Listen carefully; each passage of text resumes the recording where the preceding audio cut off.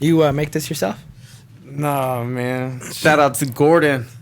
Gordon made that for me. Okay. I see the arm is similar to yours. Yeah, that's pretty gangster, right? Bro. That's me under the water. That's gangster. That's me doing big things.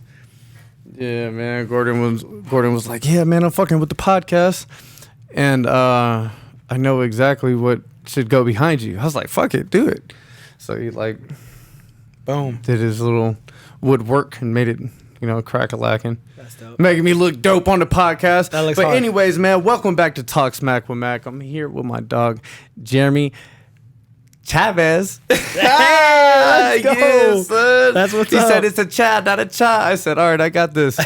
But no, man, I'm really, really excited to get you on the podcast. You've been doing some big things since I met you, man. Like, I've known you for like almost a year now, right? Yeah. Yeah, about a year. And since then, you just work. And I'm like, shit, I'm trying to get like that motherfucker, man. So I was like, let me get him on the podcast, ask him some questions. And, on the flip side, you're my dog. I've been rocking with you for a while now, man. I've seen you all around the city when I'm trying to do some big things, and you're usually there. So, And we were zombies. Yes, we were fucking zombies we together. seen your and brains shit. hanging out. That was pretty dope. Yeah, that shit was hard. That was hard, man. So yeah, man, welcome to the show. Hey, man, So- I'm glad to be here. I'm excited. We've been talking about doing this for a minute, so Yeah, I'm ready. yeah. I'm excited. Let's have some fun. Let's talk. Yeah, man, it's finally coming to fruition. We're trying to do some big things, but I want to get to know you, man. Tell me a little bit about yourself. Where are you from, and how'd you get out here? So I'm originally from a town called Pueblo, Colorado. It's a southern part of Colorado. A not small town, but a not big town. Some people have heard of it. Some people don't. We're real famous for our green chili. So shout out to Pueblo green chili. It's actually chili season right now. Spicy or not spicy? For me, not spicy, but they grow it really, really, really hot. Like, Bring the motherfucking heat, man, for my me. my entire family. I want my asshole to burn, baby. That's everybody in my family, including my children, love the hot stuff. Me, I can't do it. I'm barely eating that mild Taco Bell sauce. I'm like, got a little man. kick to it. My daughter's eating hot sauce already. She's 6. Yeah, she started. I started a little bit earlier than her. Yeah. 'Cause I was a wild child, but she handles it coming like around. a beast. Oh yeah, That's it's only my- Frank's though. I haven't given her like any heat yet. Frank's is hot to me though. Oh, so fuck. like This shit is almost sweet to me. That's my shit. Frank's that shit's hot for me, bro.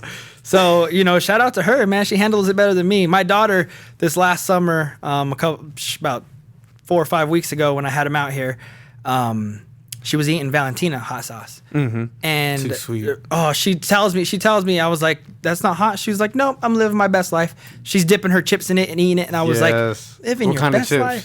life. They were Doritos, Oh, what kind? regular cheese.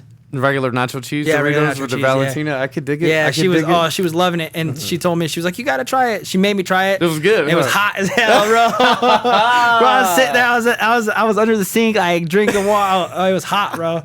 I told her straight up. I was like, "I'm not living my best life." That is fun. But man. yeah. So I'm originally from Colorado. I graduated from Pueblo Central High School. Shout out to the Wildcats. They actually. They play part of one of the oldest rivalries west of the Mississippi River. It's called the Bell Game, and it's Pueblo Central versus Pueblo Centennial. The Wildcats versus the Bulldogs, the Blue versus the Red. It's a huge thing. It's actually coming up beginning of November. That splits the town in half, bro. It's Yeah, I was awesome. just It's one of gonna those say. experiences that you like I miss it so much because you be driving on one side of town and everything's blue. The Walmart's are blue, all the local stores, mom and pop shops, everything's blue, and then you cross the street and boom, everything's red. Yes, I love it. That Walmart only sells Centennial stuff. Our Walmart sells Central stuff. Like it's awesome, and the whole town splits. And it's awesome. They Does it ever get physical? Oh yeah, all the People time. talking their shit, going out, having some drinks that are like, man, fuck you guys, we're gonna fuck you up on Friday, bro. Yeah, it's gotten so bad at that. Actually, I think it was my junior year. They came in and they defaced our school with red paint. Oh. And then a couple knuckleheads. Disrespectful. They never. I don't know if they ever found out who it was. But they did that, and then we retaliated, and somebody went and did it back, and it was back and forth, and the police got involved. It was ugly, you know. Whole city's fucked but up. there have been brawls at pubs and bars and stuff because of this game. You know, at the game itself, grown ass people, man. Like people, they throw down for this game. It's awesome that we play for a bell. That was refurnished off of a train. That's our fucking bell this year. Yeah, dude. You keep it for the whole year, right? Yeah, the whole year. Bragging rights and everything. You paint it blue, paint it red, you know, that's school a long color. year. It's so awesome, bro. Like to be a part of that. Did you guys have it when you were in high school? My freshman year, we did not win it, but my sophomore, junior, senior year, we won it and kept it. So I got to graduate with Three-peat, yep. Okay. And then they actually lost it the year after that.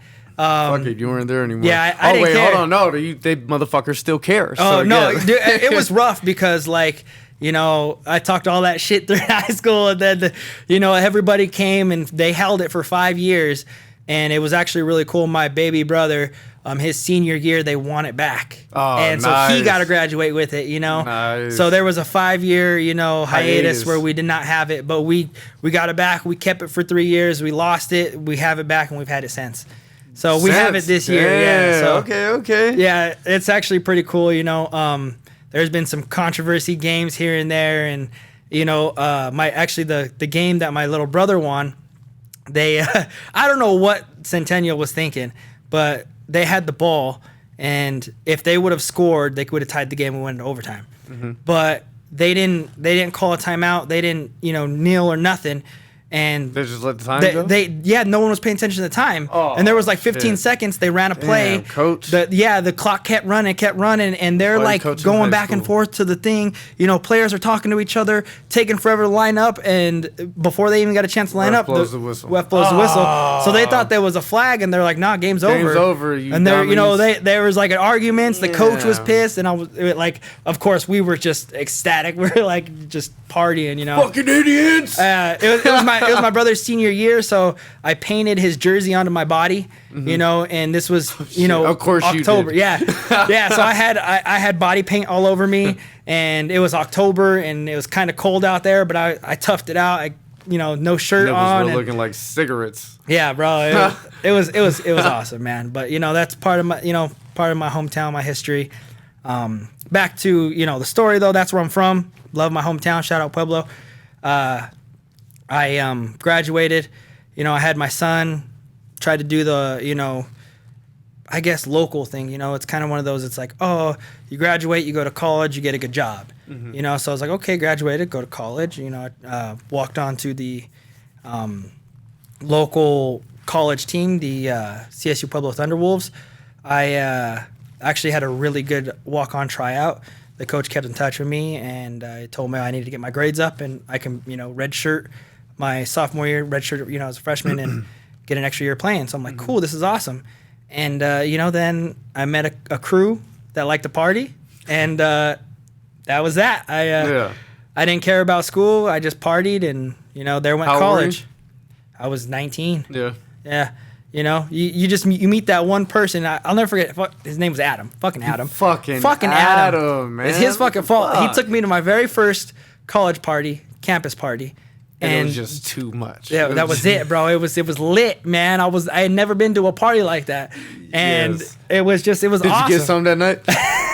Bro, I may or may not have had 2 sums that night. Oh yes, all the sums. Get that shit, bro. No wonder it was too much. You're like, this is what fucking happens. I was like, every I just time? get 2 girls every time I party here. Like, I love it. Like, can I come every day? It's Tuesday. We're partying tonight. Okay, let's do it. It's Wednesday, tomorrow, bro. Bro, I honestly woke up in random fucking dorms. No idea. There were times where I'm like, whose bed is this? Like, I have no idea where I'm at. Those are those scary times, man. Bro, I was like, fuck, what did I do? I'm like, oh gosh, this is too much. Like, you know, and, it's scary. And it went by so fast because I'm like, oh, this is cool. You know, this is like my 3rd or 4th party. In my mind, I'm like, this is my 3rd or 4th party. But in reality, it was like my 400th party. And there went my freshman year, my sophomore year. I was already in my junior year, and I was like, how did I, what? I'm in my junior year of college. Like, I was supposed to be playing football right now. It kind of flew by. And so I didn't end up, finishing college or anything. And, I needed to provide for my son. So I started working corrections, doing the law enforcement thing, and took that route, started making good money, making great money, actually. Awful job. You walk into hell every single day. I always tell people when, they're like, what did you do before acting? I was like, I did a nickel in prison. Like, because I did 5 years. I feel that. I did a nickel in the military. I was like, I did a nickel, man. They're like, what? Oh, yeah. The best reaction is like, oh, yeah, I could tell. I'm like, you like, you dickhead. You sons of bitches. Like, why? Because I'm brown and I have tattoos? Yeah. I was serving and protecting in that I was like, bitch. yeah. I was like, I got to go home every night, But, overtime was hurting, and I started drinking. Fucked your mental up, for sure. I was mentally fucked up, man. Had a couple assaults done to me, and after I realized that the department didn't have my back, because these guys are getting away with it, and I'm pressing charges, and I'm doing this everything I'm supposed to do, and no charges were being dropped. Charges were being dropped. They weren't doing their job, and I'm like, you guys are supposed to have my back. I work for you, and it did. It messed with me mentally, and I went down this kind of dark path, and my drinking got worse, and it got heavier, and next thing I know, I'm like, where's all my money going? I don't know. Well, I got 6 bottles here. Let me finish this. And, and it got worse when I was driving to work, half drunk. And then I was drinking on my way home from work, like in the car. And I didn't really care for it until my son, we were at a birthday party for a 7-8-year-old, one of his friends, and me and a couple of the other dads and adults, we started drinking, and my son at 5 years old was like, hey, Dad, why are you drinking? And my ass was already I was already, 3 or 4 down. So I was like, mind your business. Like, go play. Like, go play with the kids. You're 5. Like, get out of here, But, like, I replay that every day in my head because drunk me at the moment didn't care. But the next day, like, I can see the hurt in his eyes. I can see the hurt in him, And just because he's 5 doesn't mean he doesn't understand. He knows, Kids, they're sponges. They absorb everything. They see everything. They learn so fast. And I had to make a decision, keep going down this path where I was going. It was dark. It was getting darker by the minute. There were suicidal thoughts. There were suicidal attempts. There was all this darkness in my life, and how am I gonna what brought you to suicidal thoughts? Oh man, just so much. There was the drinking, the part. There wasn't even. I can't even say partying, like, because there wasn't many parties. It was just drinking. Like, I was just off drinking. Like, I wasn't at the bars. I had bottles at my house, and it was the drinking, the loneliness. Like, there. Sometimes I had shared custody with my son. So, on some of the nights when I'd get home from work, or the days, because I work graveyards, so that too is rough mentally, because, you work all night, you get home, you sleep most of the day. By the time you wake up in, the afternoon, the sun's going down. So, like it fucks with your mind and your head, and, that, on top of, seeing my son, every couple days, or, not seeing my son for, 3, 4, 5 days, only seeing him on the weekends.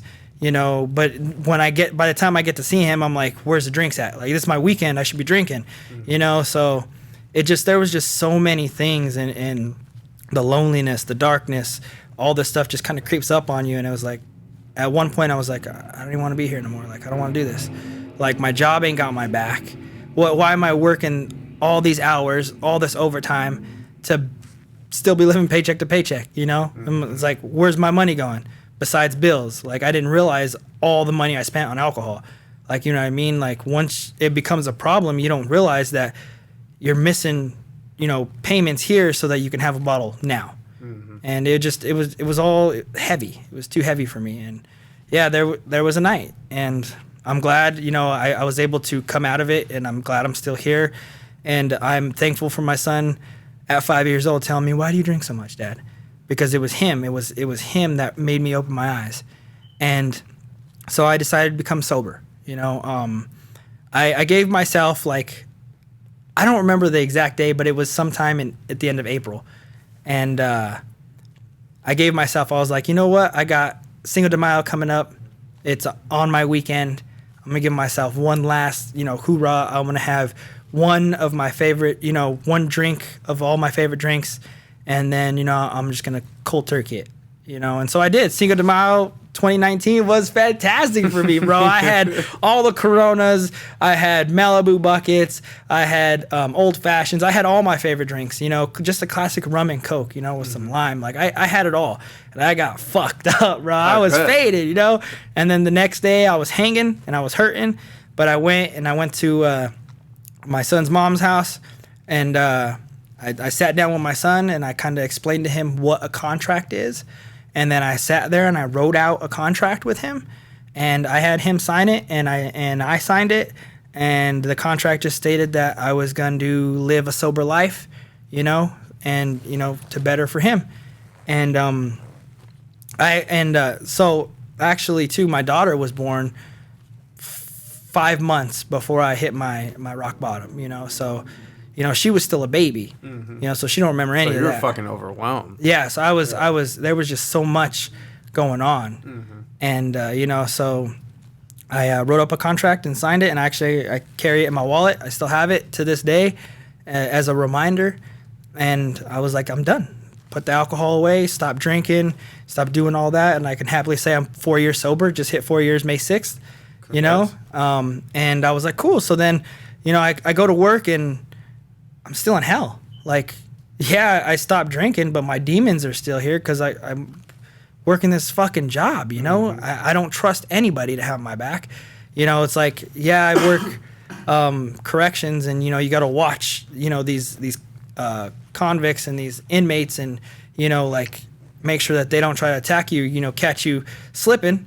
I'm like, I got to watch my back, too, because these guys in blue, and no one got my back. Like, they're just slithery snakes like them, and they'll fill the position over as soon as bro. Like, they didn't. I was just a number. It was just a badge, and so one night I was at fucking work, and I had YouTube music playing, just random music, just shuffling, and a song by an artist named Russ came on, and it was called Russ. Shout out Russ, bro. You the man. The song is called Good Times listening to Russ, bro. Russ helped pull a lot of ladies. Thank you, Russ. Thank you, Russ. Shit.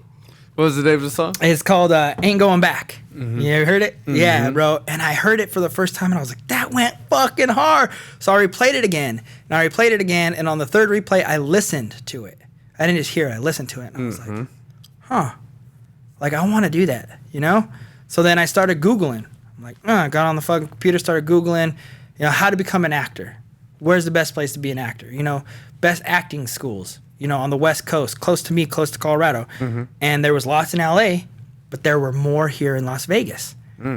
So I started looking at ratings, and there was one that had the best rating here in Vegas, and it was called Media One Productions, or Media One Acting Academy, something like that, right? So I send him an email. I'm like, hey, I live in Colorado. I'm looking to start acting, this, and that. And I didn't hear anything back. And I was like, well, I got vacation time coming up. I'm going to go check it out. So I drove down to Vegas for, I think, 3 days. It was on my weekend. It was literally like Friday, I got off work. I came, packed my bag, and I drove 12 hours here. And I slept in my car, because it was just a quick trip. I talked to one of my friends who I knew out here who has friends with the realtor. So I talked to his friend about looking for apartments, give him my situation, like, hey, I'm about, I would like to move out here. What are my options? And then I went to One Media Productions, and I introduced myself to a man named Frank and his buddy Dan. And they were like, okay, cool. Why don't you sit down and check out a class? So I checked out a class, fell in love with it. Why? And it was just, growing up, there's always been part of me that wanted to be an actor. There's always been, you see, on TV, and you just like, oh, this is awesome. Like, and at a younger age, you're like, oh, I would love to be famous and be a millionaire and have all this money, But for me, it was the way actors made me feel, the way the Harry Potter series took me out of the real world and put me into this wizarding world for an hour and a half, 2 hours. And I got to experience and live vicariously through these characters, played so well by these actors, you know? So well. I fucking love Harry Potter. Shout out Harry Potter. I miss you. And then, you know, Will Smith is my favorite actor. There's a scene, and even to this day, it still gets me off of The Fresh Prince of Bel-Air, season 6. What is that?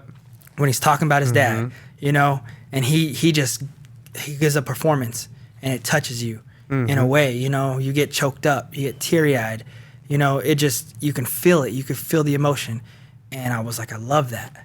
To be able to drive that emotion in another person. To put on a performance to touch an audience in a way, you know, and I'm like, I want to do that. And so that's, you know, the very first time I was shaking, you know, I'm in this class. First time you're performing? So like it was for Dan and Frank, and they're teaching this class, and they have me come up and they give me a little script. And I was shaking. Like, I was shaking so hard that the paper was louder than me talking. And they're like, you got to speak up. And I was like, I feel like I'm yelling. But I couldn't hold this paper still. So I ended up having to put the paper on the ground because I couldn't hold it. It was too shaky. You know, and I just had an out-of-body experience watching myself do this just awful performance. But on the inside, I felt so good, you know? I felt so good doing it. It was just an excitement. It was an adrenaline, you know? Like super adrenaline. Like, yeah, it's just obviously. like, you know? And I just fell in love with it. And Dan and Frank were so cool. They were so nice. And, you know, they were real and they were strict, but they were humble about it. You know, they corrected me, hey, try it this way. Hey, do it this way. But they weren't, you know, they weren't dicks about it. They weren't jerks. Like, you need to fucking do, bro. Like, yeah, fuck it. You do it fucking. Like, no, they were like, hey, try it this way. You know, and they were pulling this emotion out of me and pulling this character out of me that I had no idea was inside me. And I fucking fell in love with it. And then Dan invited me to a seminar that was, you know, 2 days later. And I was like, cool. Like, I had to leave that night, but I'm like, I'll do this seminar and then I'll leave. So I went it started at 7 a.m. It ended at 4. You know, I went to the whole thing, and, you know, they had a couple people talk and whatnot. Honestly, can't even remember who talked and whatnot, but we ran a couple of, you know, acting drills and stuff, you know, some improv stuff, some stand-up stuff, you know, just kind of just giving a variety of it. And, at the end of the day, I fucking loved it. I shook Dan's hand. I thanked him. I shook Frank's hand. I thanked him. And I left. And on the drive from Vegas, I think I made it to, because I usually take the Utah, the 15 to the I-70 all the way up to Colorado. And I was about 2 hours in Utah. And I got a phone call. It was like 8, 9 at night. And it was Frank. Hey, it's Frank. I'm like, what's up? He was like, you know, you got potential. What are your plans? What are your next steps? And I told him, I'm like, well, I'm heading back to Colorado right now. I got to, you know, figure out my life there, pack up and everything. I do want to come out to Vegas. I said, I don't have a timeline yet. I don't know exactly what I'm going to do. And he was like, okay. He was like, well, just, you know, keep me informed, keep me in touch.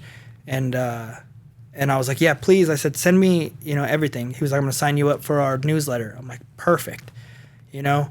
And then I got back to Colorado, immediately went back to work. And, well, actually, I think there was an issue. I ended up getting caught in a rock slide in one of the mountains in Colorado, fucked up my car. I got stranded on the side of the road. It was awful, bro. I had to walk 11 miles into the next town in order to get service on my phone.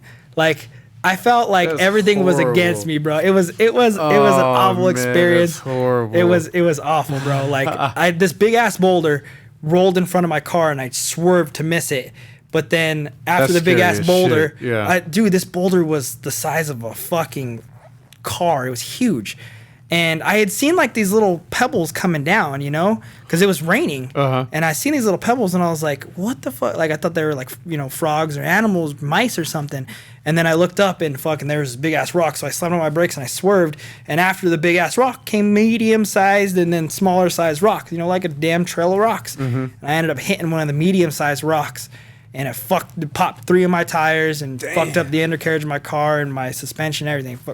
Almost, if I would have went left, I would have went off the side of the mountain, but I went right and I went like towards the, you know, bottom of the mountain, and it was like fucking 4 a.m. It's raining. I'm stuck, bro. Like no service. I'm in the middle of the mountains. So I waited till the sun came up, and then I walked to the next town, which was 11 fucking miles.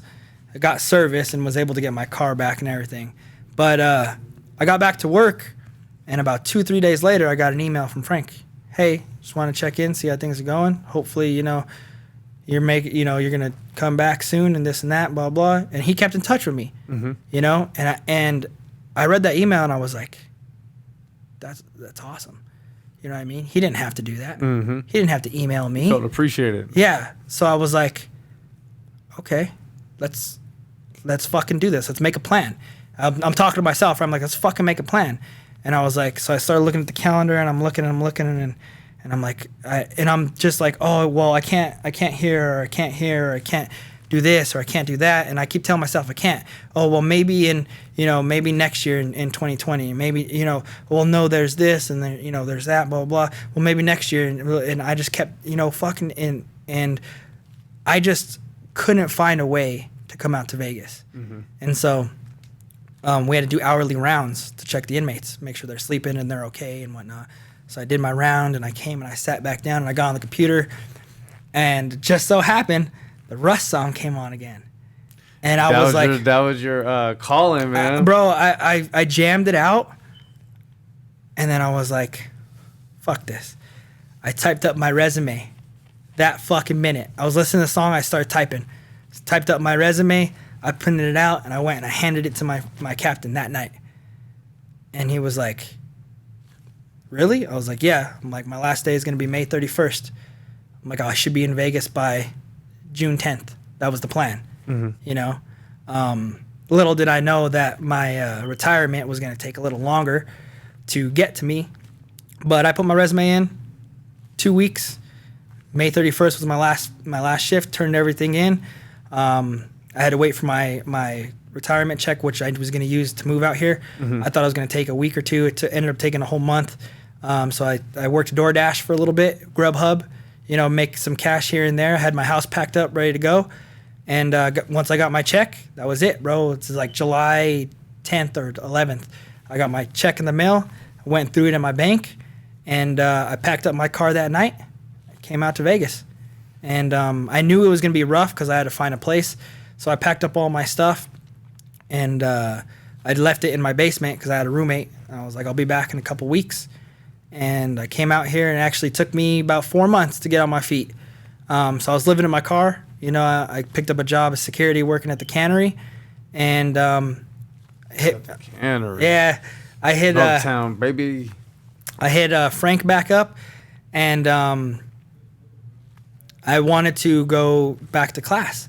And he was like, hey, I'm going to introduce you to so-and-so. Let's get you on a set.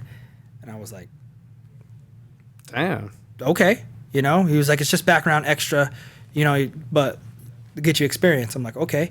So fucking, I want to say end of September, I got on my first set, my very first movie set. And I was just background, man. I was in a little theater, and they were doing this like magic scene for this movie.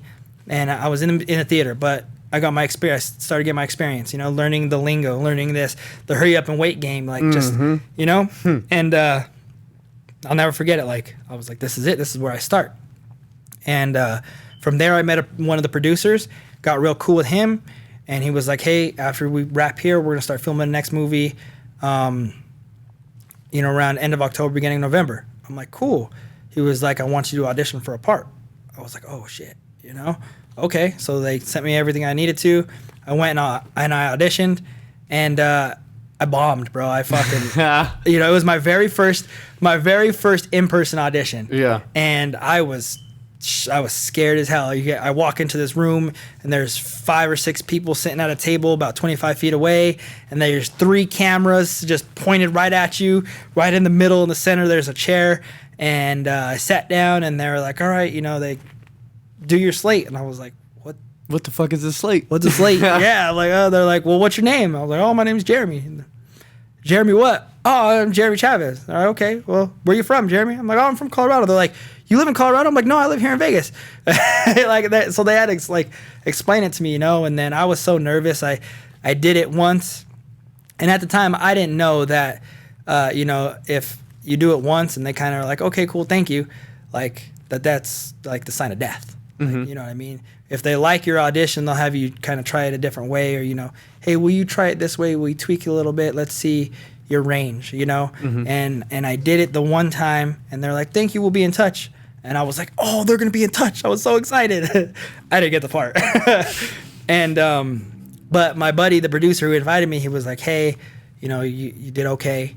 And I was like, just be real with me. And he was like, bro, you bombed. You know, like, he's like, but if you want, we have a lot of, you know, we need extras. And so I was like, cool. He's like, you okay with, you know, fake tattoos? And I took my jacket off, and I was like, he was like, okay, cool. So we put some extra tattoos on my neck and my face and everything, and I got to play a thug. And actually, it was my very first stunt as well. I got to run and jump on the back of a car and shoot 2 guns. And then I get shot, and I fall off the back of the car, and I land on the car behind me. And I got to do that stunt myself. Yeah. So it was awesome. It was a very awesome experience, you know. So like I'm like, cool, like I'm doing it. I came to Vegas to be an actor, and I'm doing it, you know. I know that felt good. It felt fantastic, especially because like a lot of people thought I was crazy. Back home, they're like, nah, like don't. What are you doing? They're like, you work here, you make good money. Like, why are you leaving this job? A lot of people just haters and doubters. Yeah, like because they're unhappy. They want everybody to be unhappy. You want to simmer in the fucking ugliness, bro. It was that. Be happy, chase your happiness for sure, dude. Yeah, I'm like, I was happy for fucking once, and then COVID hit, bro, and that just, bro, I was terrified. I'm like, fuck, like everything's gonna stop, like the world stopped, and then I'm like, that's it, like my acting career is done. I'm gonna have to go back home, and no, actually, after everything started opening back up, I got a call from Dan, who was partners with Frank, and he was like, hey, he was like, I got a little, you know, promotion program going on. He was all, we're making short films, and, you know, like, you'll get a short film, and you'll get a credit, and you'll get a demo reel out of this, and plus the experience and everything, on set experience, on hand experience. I'm like, okay, cool, let's try it out. And they were doing deals. It was like two films for $100, and or 2 films for $200. It was like $100 each. I'm like, cool. So I did it, and I fucking loved it. I was like, this is fucking awesome. I'm like, let's do it again. And I think I made like 23 short films with him. Yeah. Nice. You know, but it was cool because I got How long were they? I think the shortest one was 7 minutes, and the longest one was like 23 minutes. Nice. You know, but they ranged. My character got to range. I got to play a cop. I got to play FBI. I got to play military. I got to play a doctor. I got to play a victim. That's how you got all the reels from it. Yeah. Nice. So know, I was able to get reels from all these, and I got to really dive into these characters, you know, and see, you know, if I had what it took.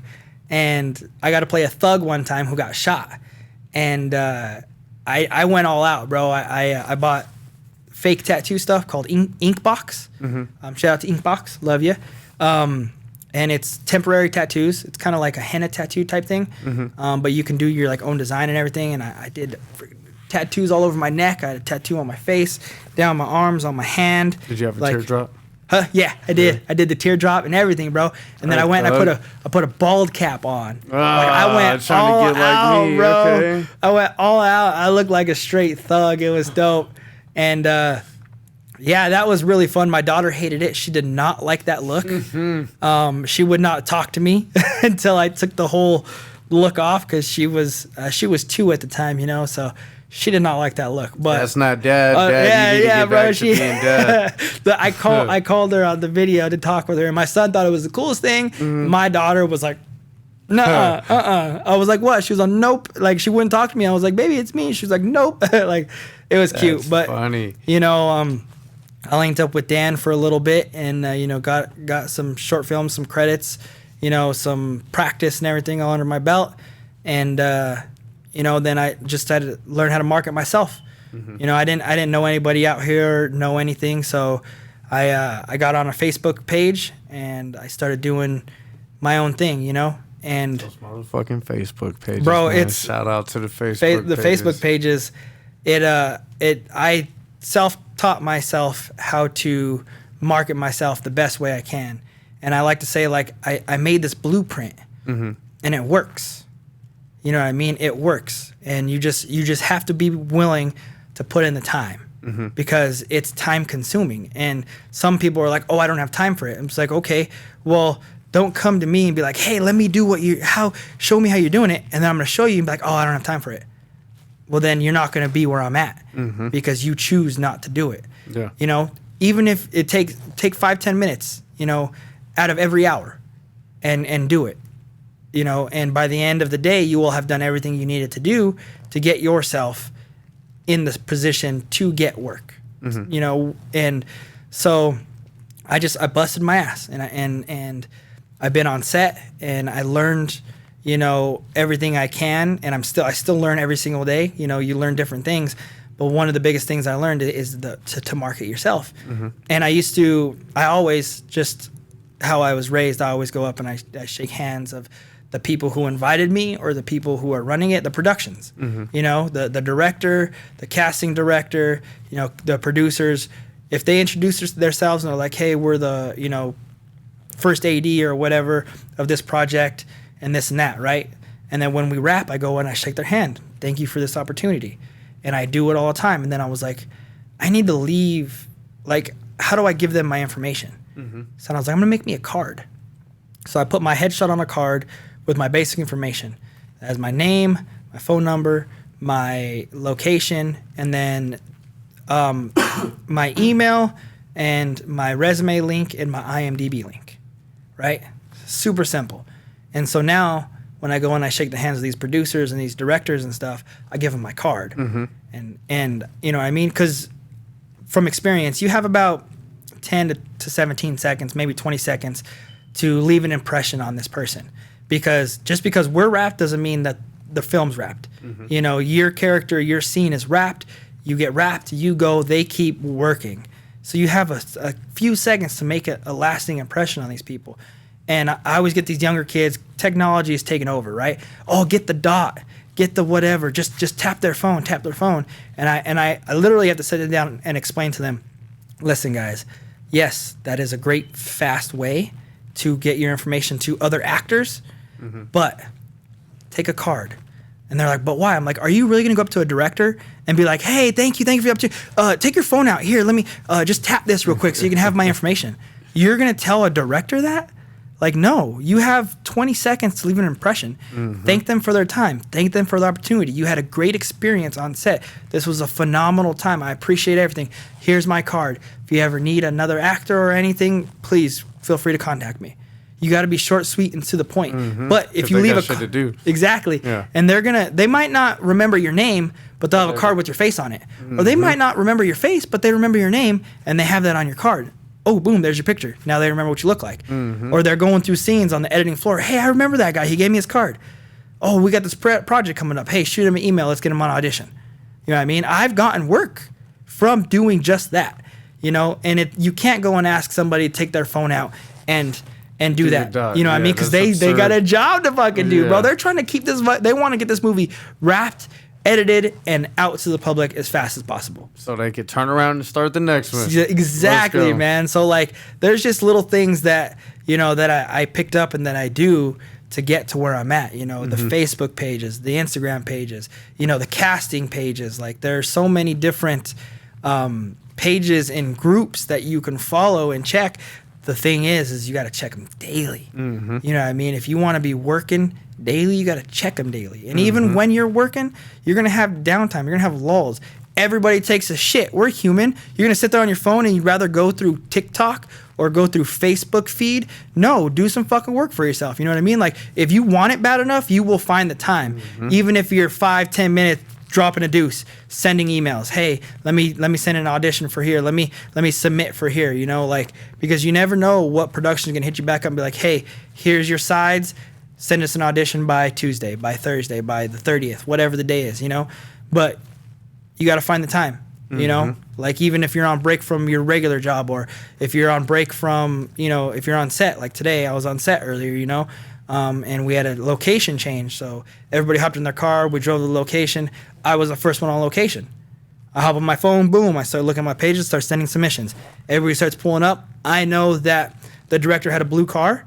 His car didn't pull up. I didn't get out of my car. Boom, I'm sending auditions. I see his blue car pull up, boom, put my phone away, get back on set, back to professional, back to working. You know what I mean?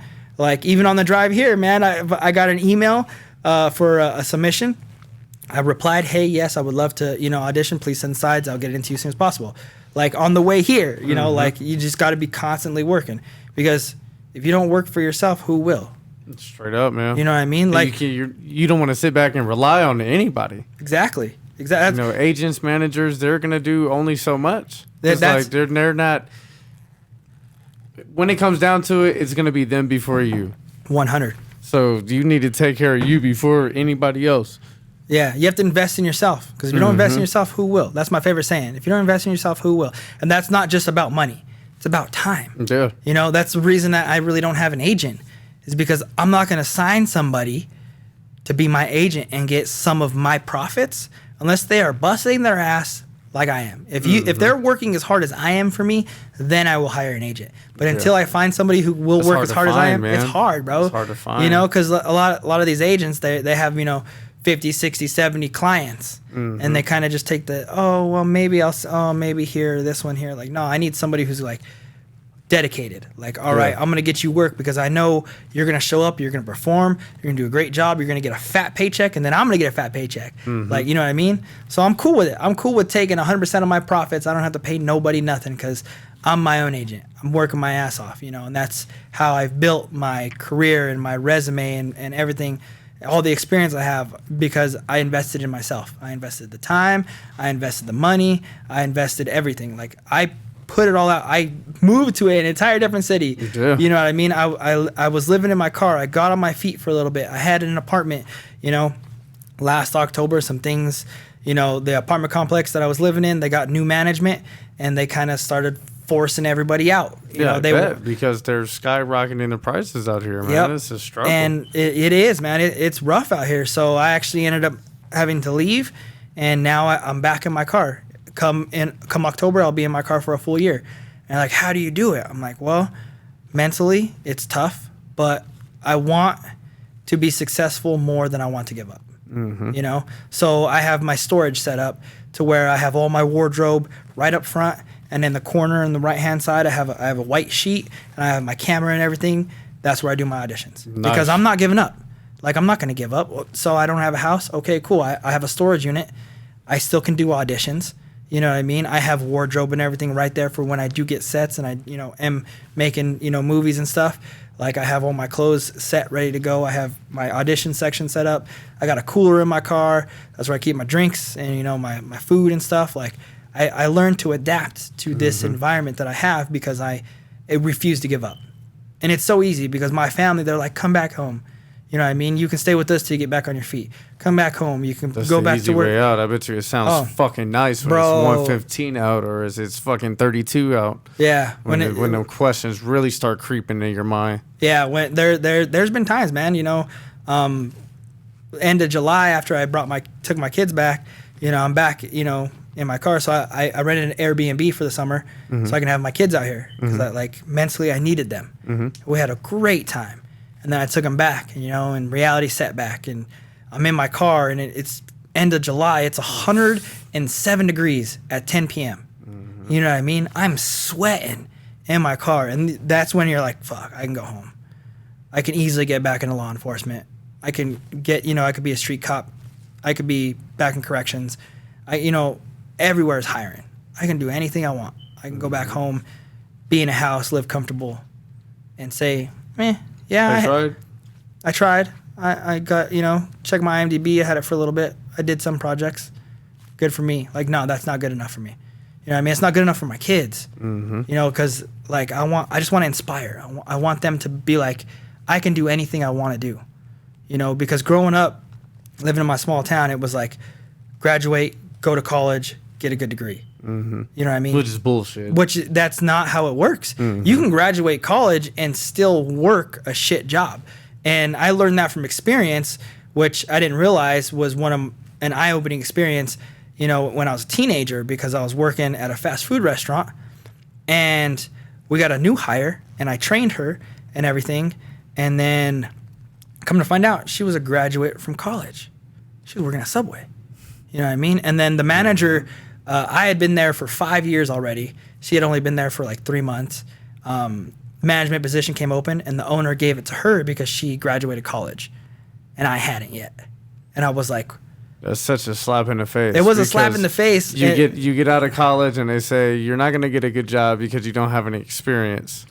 And then the people that are busting their ass and they got their experience, you're not going to get promoted because you don't have the education. Yeah. It's a fuck you either way. It was a shitty time, I actually ended up staying there for another 3 years, and I worked there for 8 years. But you know what I mean? That, like, she graduated from college and she worked at Subway. Mm-hmm. Like, graduating college don't mean anything nowadays. Like, it don't. And, nothing against her or anybody. Like, everybody lives your own life. But it's like, for me, I was like, damn, why am I going to pay all this money, graduate college, and still work a regular job? Mm-hmm. Like, growing up, it was like, oh, you're going to work a great job and you're going to be financially stable and blah, blah, and this and that. It's like, ew. But are you happy? Am I? Like we touched on earlier, like, all the money in the world there's rich people all the time committing suicide. Yeah. So is money really the answer?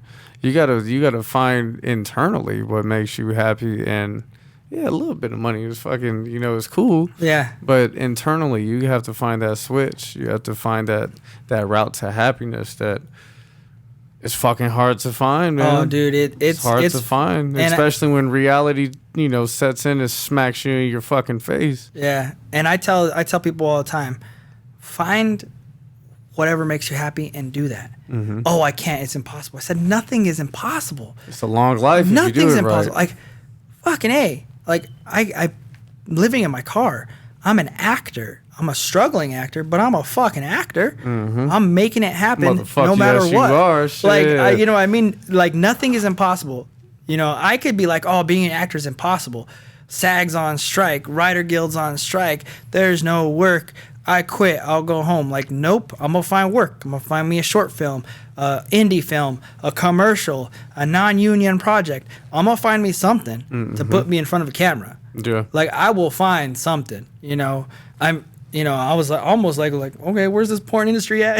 Man, I'm telling you, like, if I got to slang this thing out 1 or 2 times to get me by for another year. Right, I have to. If I gotta make a movie or two, you guys gotta got like make this OnlyFans, a dad bod section, like, you got like a regular guy. I'm gonna start selling these feet pics, some hand pics and shit. Like, where's my OnlyFans at? Yeah, Man, well, let me be. I knew a little bit about your story already. We've talked numerous times, but it's very inspiring, bro. To be able to endure everything that you're enduring and stay mentally strong enough to chase the dream in the way you're doing it. There's many great people that have made it, that have just fucking had to struggle all the way to the top. One thing I love, he's in a hot seat right now with Steve Harvey. He was living in his car at 32. Yep. So, and he was already doing stand-up, for a few years before that. So it's like, shit. If Steve Harvey did it, now look at that motherfucker. He had a lot of money until he's about to give half that shit away. But yeah, you gotta watch what you're doing out there. Yeah, man. There's people out there that come from the struggle, and it's admiring. It's you could speak to it for sure, living in your car and chasing a dream. But it's something when another person goes through that, you have that bond where it's like, I fuck with you and I respect you because I understand. Yeah. And kudos to you, bro. I appreciate kudos that. To you, man. That. Yeah, I don't. Of course, everybody knows who The Rock is, right? He has a show. $7. He has a show called Young Rock. Have you ever seen it? I haven't. It's actually a really good show. Yeah. But it goes into depth of his upcoming, right? Because I remember The Rock. He was huge. By the time I was able to, like, my very first, memories and stuff growing up as a kid, it was like, okay, he was fucking we're watching. Stone Cold. He was already The Rock. Yeah. You know what I mean? And and I remember them saying, oh, he comes from a long line of wrestlers. So in your mind, you're like, this guy, he's had this life, this great life this whole time. And then watching this show, and his struggles growing up. You know what I mean? Like, because because wrestling wasn't big like it was in the 90s. You know what I mean? Like back in the 60s and 70s and 80s, it wasn't as popular. And you know what I mean? So watching his story and seeing that he grew up like the rest of us, we were broke. We were struggling. Yeah. You know what I mean? His mom's working 3 jobs. His dad's trying to make it as a wrestler, making $40 here at this show or $100 here at this show, you know, and putting his body to work, you know, because that's what he loves and that's his passion. He's never going to stop, you know, but his family still grew up struggling like all of us. You know what I mean? It was very inspiring, you know, that he tried to play in the NFL. It didn't work. He tried to play Canadian. It didn't work. He came back with $7 in his pocket. Like, that's a true thing, you know? And then he was like, well, I'll try wrestling out. We'll see how it goes. And then it didn't go so well at the beginning, but he never quit. And he never gave up. Now look at him. He has tequila. He has a clothing line. He has, you know, like all this. He has the XFL. Like, he built himself an empire. Yes. Off of $7 himself. He invested in himself. He said, you know what? I'm not quitting. That's the beautiful thing, man. That's something that smacked me in my face in this last year is investing in myself. Like you said, financially, yes, but time too. Time to fix any mental fucking issues that I have because of the struggle, right? To find out what makes me happy and what I want to chase. Because since I went through, you know, dive school and everything, I was trying to find what is going to inspire me to be great. You know, fitness has always been one thing, but I make no fucking money on fitness. You know what I'm saying? And yeah, I love exercise and everything, but I don't want to fucking do it for a job for the rest of my life. Maybe for a little bit. Yeah. But acting, man, when I tried acting out and like you said, getting in front of that fucking class and get to shake it like a fucking stripper and shit. Yeah. You're scared as fuck, but you want to go and crush. You have an idea of what you want to say and what you want to do, and it's probably going to be fucking shit, and you have all eyes on you. It's exhilarating. I fucking love it. Bro, there's no other feeling like it. It. I mean, shoot, I swear it looked like I jumped in a swimming pool. My shirt was just drenched in sweat. Like I was shaking. I was so just nervous, you know? Yeah. But then you get past it, and then you do it again, and then you do it again. You do it again. Like, I just wrapped a movie with the People's Network. Shout out People's Network. And, shout out People's Network. Come get on Talk Smack with Mac, baby. Yeah. The movie's called Girl Code, you know? Girl Code. And I can't wait for it to come out, you know, because this is my, I think, second time as being, you know, like a co-star, co-lead in a movie. And congrats. Thank you. But like, it's just, it's so different from doing like a day player role or, you know, like a smaller part where you get one line or 2 lines or you get one scene where I'm in damn near every scene. You're building a character, and you're building a story. You gotta have like information about the character and a backstory and what drives them, what fuels them. Why are they acting like this? Why is the big reason? Why am I reacting like this? What happened to this character in his life that is making him react in this way? Because once you can find that, everything else is going to be natural. Exactly. Yes. And it, like, there is nothing like diving into a character. You know what I mean? Like, yeah, I'm Jeremy Chavez, but when I walked on set, man, I was Frankie. Like, that's who I was, mentally, physically. You know what I mean? Like, me and my co-star John, we had a conversation because our characters were friends. Okay, so we sat there and we dove into it. What kind of friends? When did we start? When did we meet? How long have we been friends? What, you know, trials and tribulations and all this stuff have we been through? You know, was there a time where we stopped talking?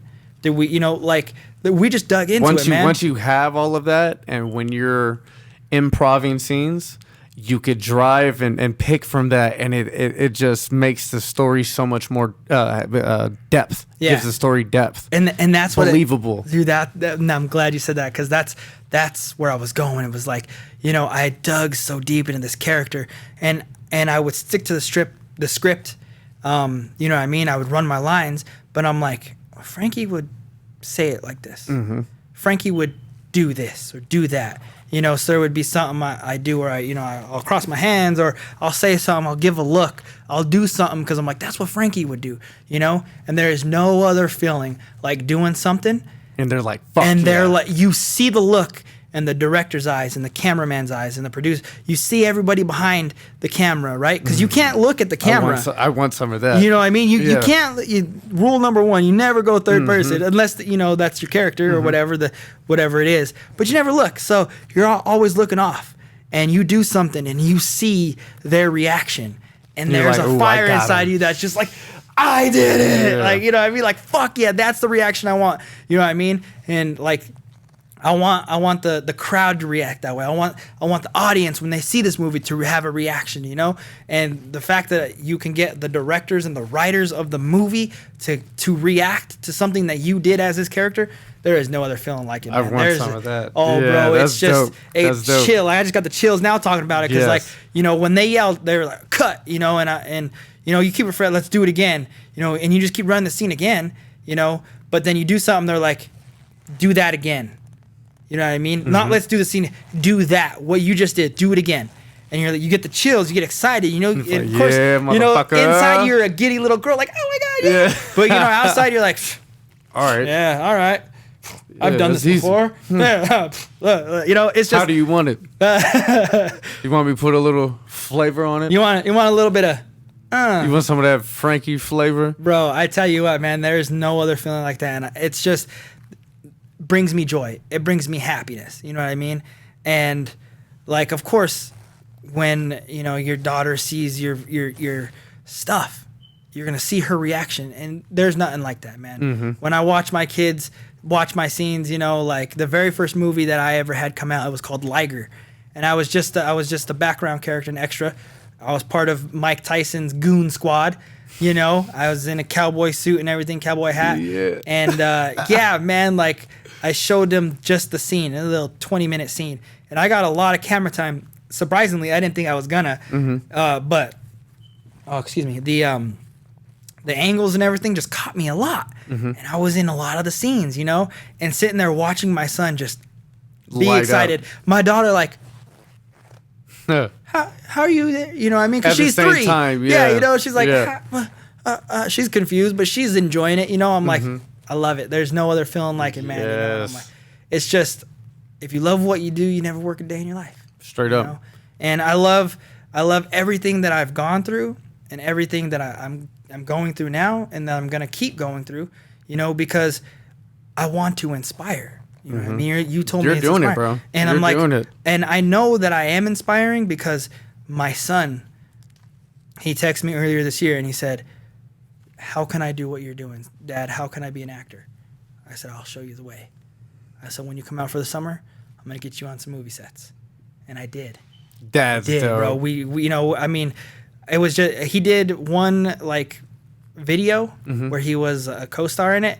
And then we did some background stuff, you know what I mean? But to get him the experience. Oh, and that's no, why I told him, like, that's all he needs to get started. Here's how we learn. A little jolt. Yeah, here's how we learn, you know? Yeah. And my daughter has dreams of being a professional cheerleader, you know? And I'm instilling in them, do whatever you set your mind to. Because if I would have chased this dream 20 years ago, you know, right when I graduated high school, instead of trying to do the whole college thing, if I would have went and done what I'm doing now, who knows where I would be?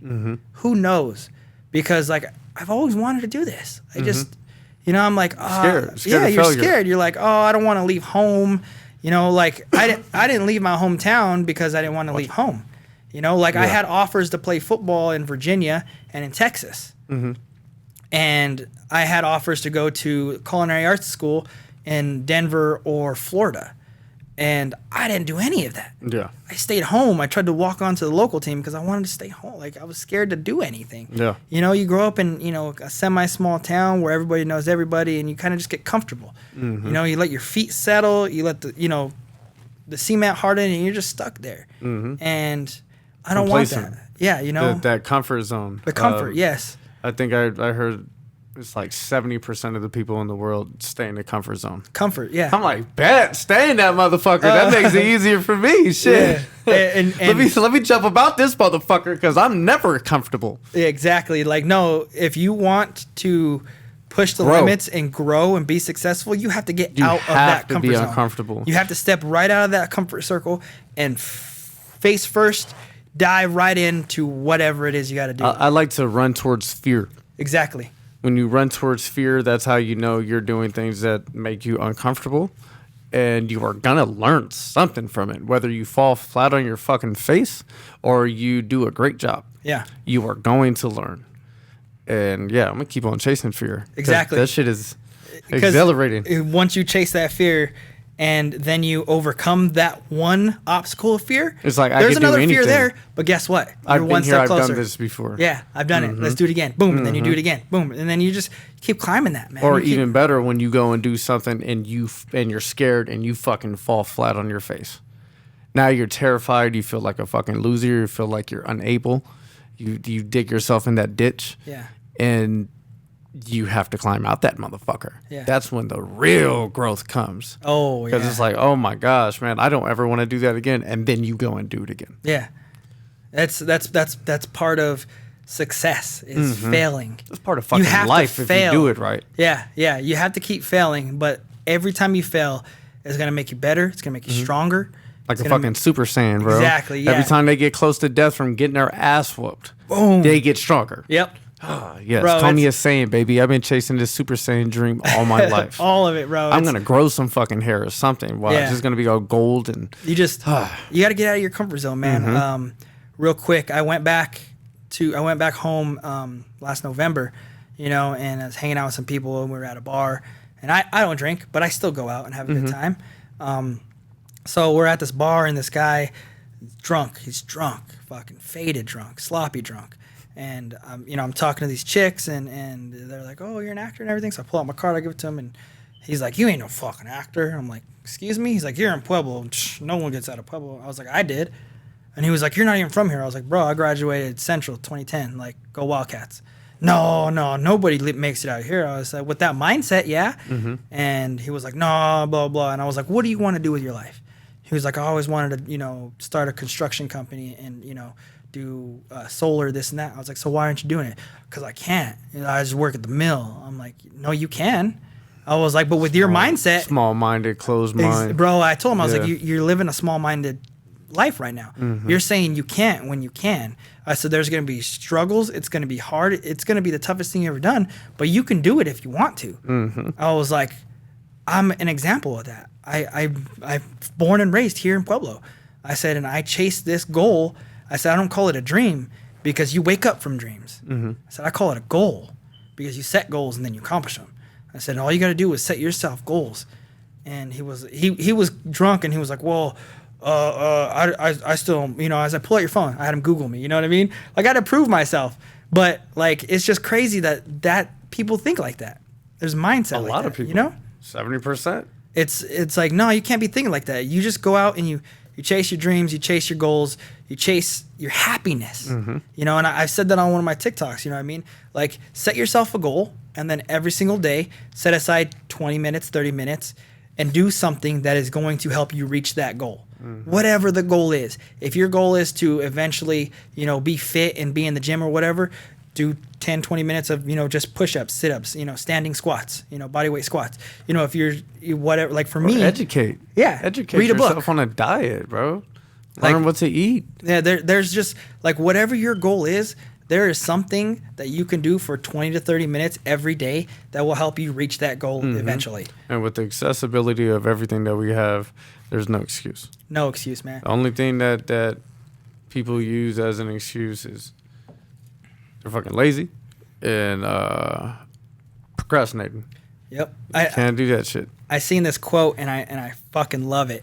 The quote was, "Competition is at the bottom because everyone at the top is collaborating."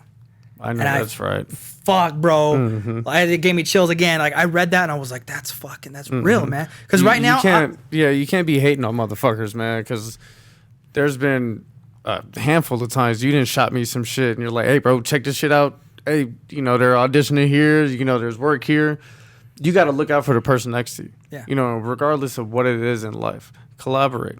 It's so much easier to be nice and help each other than it is to hate on each other and tear each other down. Exactly. It's like, what the fuck is the point? Yeah. We're all trying to make it to the fucking top. We are not there yet. Yeah. So why not tear each other? Why are we tearing each other down at the bottom instead of helping each other climb that fucking mountain? Yeah. There's no competition. I grow, you grow, we grow together. Mm-hmm. It's not me growing and then fuck you. Like, nah, man. Like, from the moment we met, I'm like, this guy's fucking cool. You know what I mean? We switched info. And then what? Like 3 days later, we were on the same audition. Mm-hmm. Right?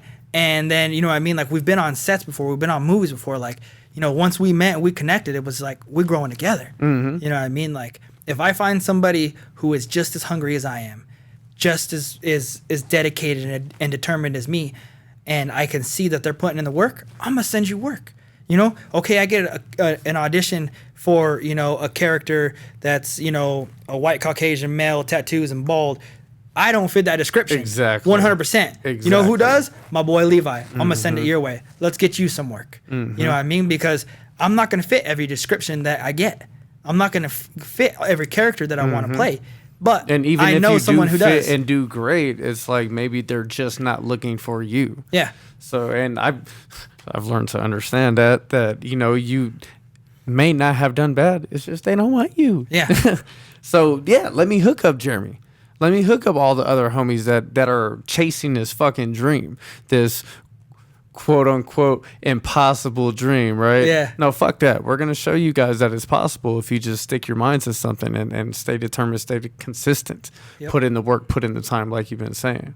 Yeah. And nothing in life is impossible. That I fully 100% wholeheartedly agree with that statement, that nothing is impossible. Whatever you want to do, and that's everybody out there, whatever you guys want to do, fucking do it. Nothing's impossible. Find a way to start. Take baby steps. No one is in a race.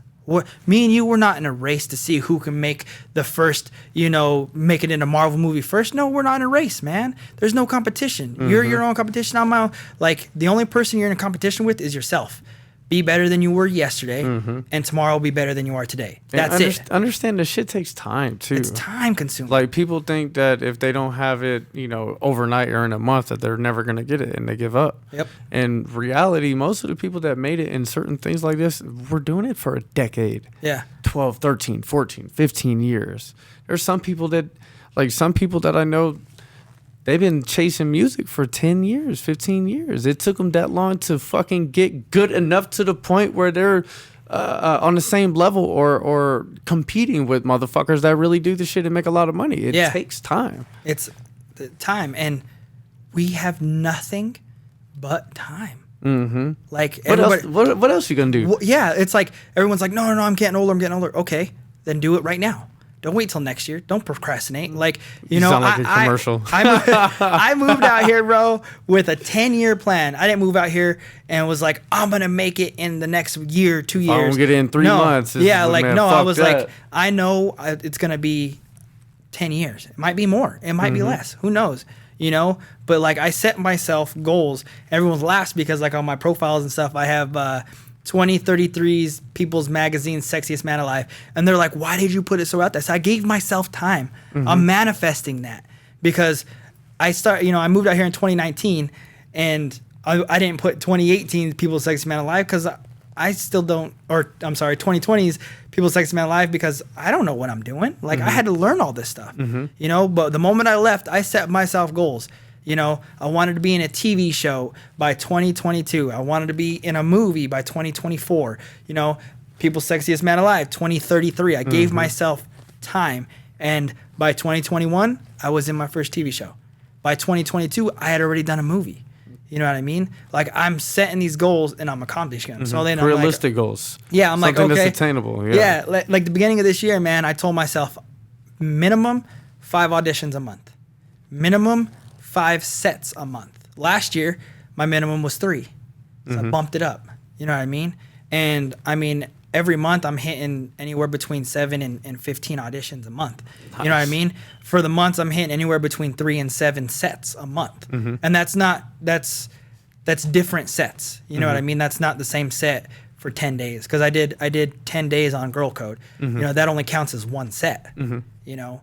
So, like, it's every set that I count is just a different set. Yeah. You know, but I'm you know, you set that goal, I write it in my calendar, and then I mark it off every time. Okay, well, here's 1 set, here's 1 set, here's 1 set. You know, here's one audition, here's one audition, here's an audition. Nice. You know, and whether it's an in-person audition, a Zoom audition, an EcoCast, you know, the video auditions, like they're auditions. I count them. Boom. Oh, You know yeah. what I mean? And I try to do as many as I can. And even if they suck, or I read the character and I'm like, oh, I try to perform. There's been times I'll do a performance and I'm just like, I can't get it. Mm-hmm. You know what I mean? Like you're gonna get there and you're like, I just can't. I can't do it. I can't do this. I can't do this dude. Mm-hmm. I can't do this character. No matter how many times you try it, no matter how many different looks you know what I mean? Because I'll try to do a look for each character, you know. And no matter how different accent you do or however, you know, like you can do this character over and over, and inside you just don't feel it. You're Mm-hmm. like, I can't do it. You know. So instead of quitting and not sending an audition, I'll still send it in. You know what I mean? I sent in an audition, and they were looking for a Hispanic guy and to do like a Hispanic accent. Well, I'm Native American.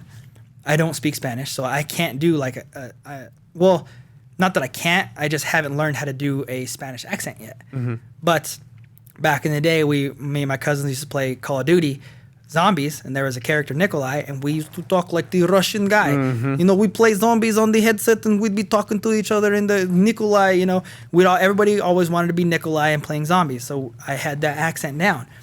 And so I did this audition, and they're like, "Can you do it in Spanish, in a Spanish accent?" I said, "No." They're like, "Can you do any accents?" I said, "I can do a Russian accent." And I shit you not, this is a true story.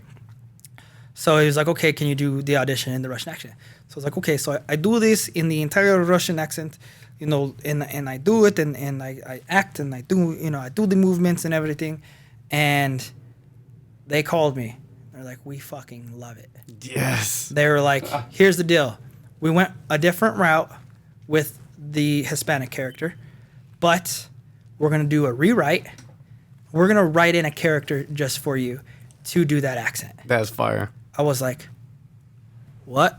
They're like, "Yeah." They're like, "You're going to be a part of this as a Russian actor, as a Russian character with that accent. We just love it. We can't go without it."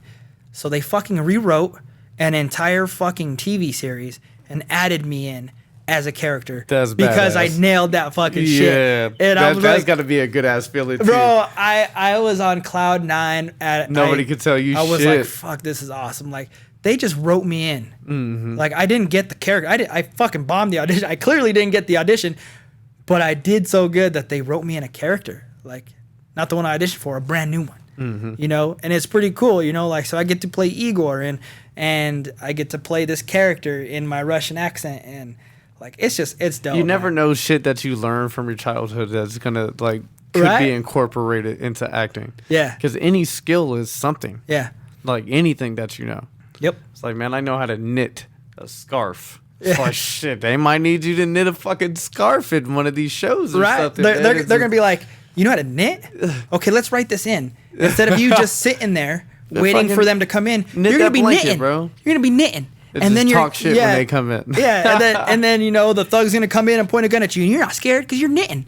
You know what I mean? Yes. That's as gangster as you get. Like, they could write that shit in and be like, "Well, you know, there's a hidden skill you didn't know you had, you know, that you could use." Yeah, man. Bottom line, no matter your shape, your size, what you look like, you know, the things that you enjoy doing.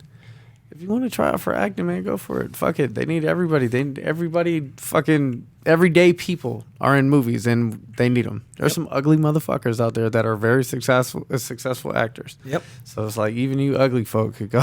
Exactly, Let me yeah. stop talking shit. It's not Oh, about man. how you look or what color you are or how much you weigh or anything your like passion. that. It's about Are you how you believable? can Yeah. how you can put on a performance. Are you believable? Can you get an audience to react to your character? Yeah, that's You know? when it starts getting. That's It's like you said, the goosebumps. The and goosebumps, shit. man, Yeah, like- man. That's when you really know you're out there killing some shit. you know. Well, Jeremy, man, I brought you on here for another reason. What's up? You're a Raiders fan, Go Raiders! I am indeed. and there's no way you can come on Talk Smack with Mac without us dabbling in some sports for a little bit.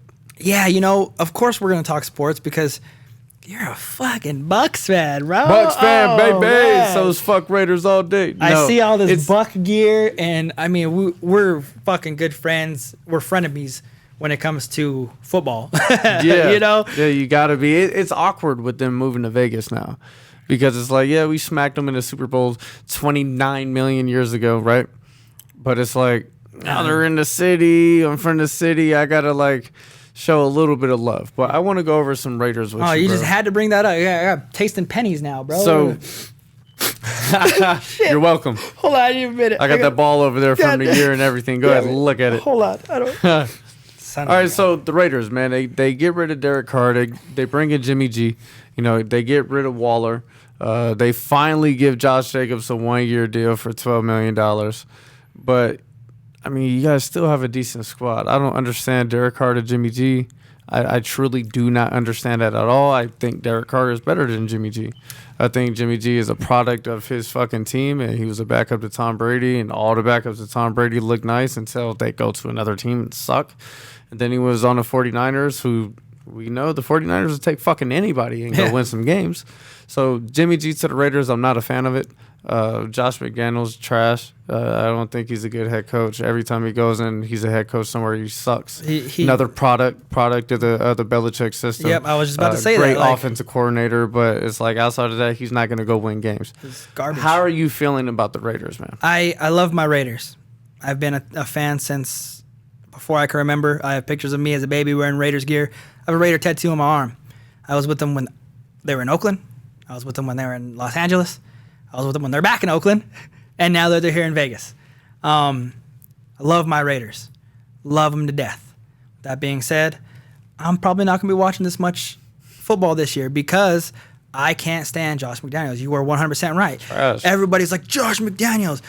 He was a offensive coordinator under Belichick and had Tom Brady. Mm-hmm. Of course, those two together are going to make him look stand out phenomenal. Yep. You take him out of there and you put him with the Denver Broncos, what did he do? He destroyed their organization from the ground up by himself, single-handedly. Then he went back to offensive coordinating.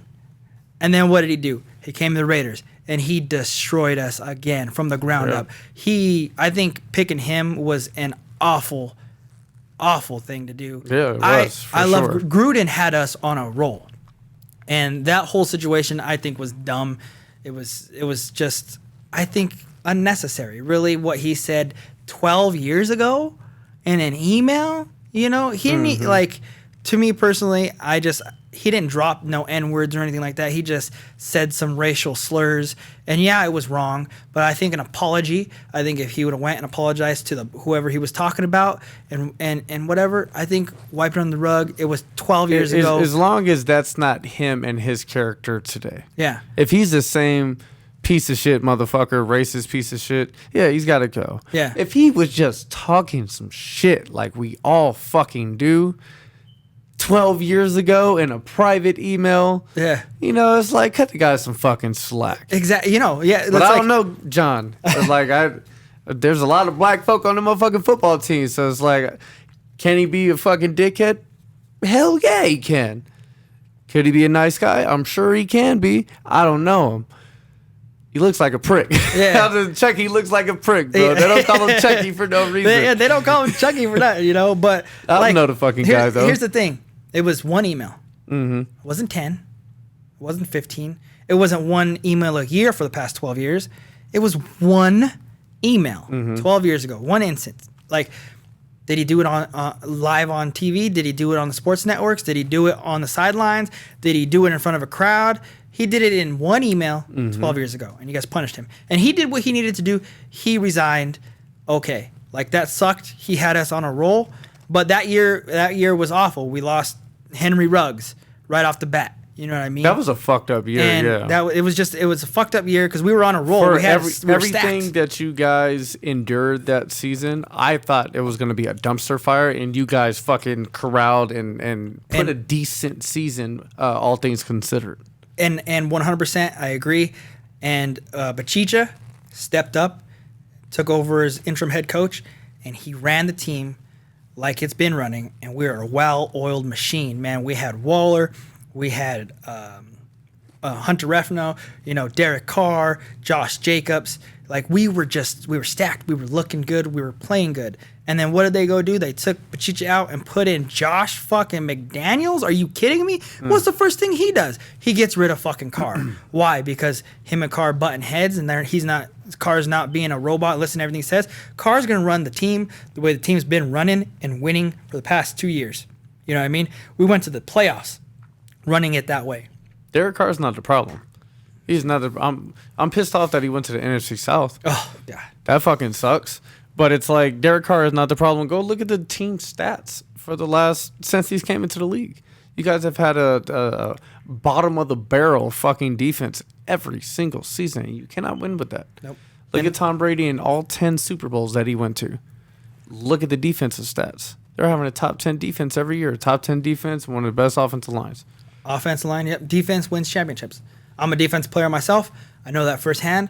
And it's a little different these days. Yeah, it is Patty different. Mahomes goes and drops 45 on you. It's going to be hard to win. I don't give a fuck. But I mean, let's go back. Ain't no defense stopping him other than the Bucks. Well, that Denver defense, 4 or 5 years ago, that pretty much won the Super Bowl for the Denver. Like they were unstoppable. Yeah, you know what I mean. Von Miller led that defense to the Super Bowl.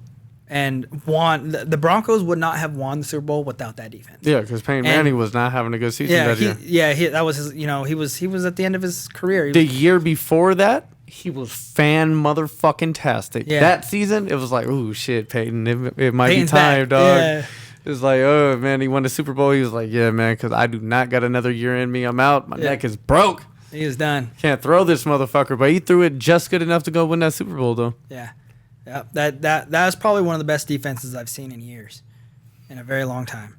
But yeah, like you're right, we've never had a great defense. That Seahawks defense that they had for like 5 Sherman years. and all them, yeah. Legion of Boom, Earl Thomas. Yeah, they were really good too. But that's still years in between. It's hard to have a good defense these days because how the game is set up, how you're benefited basically to score a lot of points. You're going to sell tickets. You're going to make more money by scoring a lot of points. So they're changing the rules of the game, how to hit people. Is it a safe receiver or defensive-less receiver? Shit like that. The game is benefited for the offense, for the quarterback a lot. Yeah. So with that being said, more points are going to be scored. So it's hard to judge what a good defense is these days. Yeah. In the mid 2000s, you had the Ravens giving up like 12 points a game. Yeah. That's not happening these days. Yeah. So it's like if you got the 49ers giving up like 16, 17, 18 points, that's fucking fire. Mm-hmm. 49ers got a pretty solid defense. They got Bosa still, right? Yeah, he's a beast. Fucking the Steelers, they got Minka Fitzpatrick and TJ Watt and all them guys over there and Mike Tomlin. But yeah, back to the Raiders, man. Back to the Raiders and Josh McDaniels dumpster fire. Oh, dude.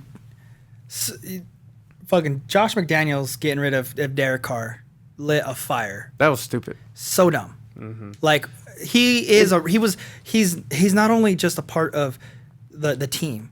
He's a part of the organization. He's a part of the fan base, a part of the town. Like everything Derek Carr did for Oakland, and then everything he did for Vegas, and the fans and the schools and the communities, both here in Vegas and in Oakland. He was a part of the community. He's a solid guy. He's a solid dude. You know what I mean? And then you replace him with somebody that at best is as good. Yeah. Which I don't think Jimmy G is. I hope for the city that he is good, but he has to prove it to me. Yeah. But, I mean, he's still handing the ball off to Josh Jacobs and throwing it up to Devontae Adams is not a fucking hard job to do. Yeah. You know what I'm saying? Throw me back there in the shotgun. I'll get at least one first down. Yeah. Devontae, run a fade, dog. I'm going to just throw it up. He'll go get it. Yep. So, how do you feel about Waller getting traded? Oh, I was fucking lit, bro. I was so mad. You're gonna get rid of Carr, then you're gonna get rid of Waller, and for nothing too. And there was talks of trading Refno too, and then you're holding out on paying Josh fucking Jacobs, who was the number one runner. Like, are you kidding me? What are you doing, McDaniels? What are you doing? The whole running back market right now is fucked up. Because if you notice, Dalvin Cook, he just signed for fucking nickels. Yep. to go to the Jets. I don't know if he took a little less money, but he signed like a 1 year, $8 million deal, and he just went to the Pro Bowl and had a fantastic season. Yeah. And then you have Josh Jacobs, who he just signed a 1 year deal for $12 million. $12 million is a lot of fucking money. Yeah. But at the same time, $12 million, all right, you just had the best season for a running back in the league, and you're not even resetting the market or even tying that market. Christian McCaffrey is getting like $15, $17 million a year. Granted, Christian McCaffrey could probably be a Pro Bowler in multiple positions. Yeah. But you got to pay Josh Jacobs, bro. You got to give him at least like 3 for 35 or 3 for 38. Give him some type of guaranteed money in there, man, just to show his appreciation. Yeah. But I don't like the direction that this team is going at all. I don't either. I was upset when they took away Derek Carr, and then I was disappointed when they took away Waller, and then I was just done when they wouldn't pay Jacobs. I'm just like, McDaniels, what are you doing? Like, we're going to find out what's going to happen this season because, like you said, the big changes have been made. They bring in Jimmy G, who's familiar with the Josh McDaniels system going back to New England. Yeah. So the familiarity is going to be there. He should be able to gel with these guys quicker because he knows the plays. He knows the playbooks. He knows where guys are supposed to be. He knows the audibles, the terminology, all of that shit. Yeah. So I'm expecting this motherfucker to come out the gates hot, blazing. You know what I'm saying? Slanging that motherfucker. Yeah. You have Winfro, and then you got fucking Devontae Adams, and you got Josh Jacobs. Go slang that fucking ball and do what you got to do and win some games. Yep. Bring this defense around. I didn't really pay attention to what they did in the draft. Do you have any guys from the draft that you're excited for? No, not really, man. Honestly, I don't think we had a decent draft. Of course, so like I don't know if you had known this, but when they let go of Carr, and then a little while later they let go of Stitham, he actually went to the Broncos. But we were quarterbackless for like a couple hours. The Raiders had no quarterback. You let go of your star quarterback, you let go of your backup quarterback, with no quarterback. And then you pick up Jimmy G. I was like, really? Out of all fucking Jimmy fucking G? Like, he was good. He's been playing for what, like 10 years? He's been good for 3 of those years? You know, like he has decent seasons, but nothing compared to Carr. Like, he's a game manager at best. Yeah. Game manager at best. Now, he's pretty good at that. He's pretty motherfucking good at game managing. If you expect him to do anything more than that, stop. Yeah, like, this is a quarterback-driven league. Yeah. So if your quarterback is incapable of going to get those fucking wins, why did you bring him in? To please this coach that fucking sucks anyways? Oh, dude, Josh From McDaniels, the top to the bottom, they are fucking up. Bro, Josh McDaniels he fired all of the ball boys from the Raider organization, all the locals here. What a dickhead. And he had the Raiders move all the ball boys and stuff that were on the Patriots teams out here. Their entire families. He moved the entire families out here to Vegas so that he can have the same ball boys that he did when he was. All right, so I'm gonna have 2 opinions on this. One, it's pretty fucking dope for the ball boys in New England. He's like, hey, come to Vegas, man. It's hot out here. You ain't got to worry about the fucking snow. Come beat my ball boys. That's what's up. He's true to his people. On the flip side, it's like, you ignorant piece of shit. You're firing my motherfucking locals. Right? Come on, man. Keep our Vegas guys in there. Get some new blood, you fucking bastard. How you want the community to back up your team when you're taking away from the community? Yes. Stop it. You know, like, everything that Josh McDaniels has done since the moment he stepped into the Raiders organization, I disagree with. I don't like him at all. I love my Raiders. I will be a Raider fan, but I'm not watching this year. I'm not supporting. You know what I mean? Like I'll watch a game here or there, but I'm not gonna. Like, I don't have any expectations of going to the playoffs or even winning a Super Bowl. And the Super Bowl's here this fucking year. Like, you keep Derek Carr, you keep Darren Waller, you give us a chance to win the bowl in our city for the very first time it's ever been in Las Vegas. Like, you give us that chance. Josh McDaniels took all that shit away.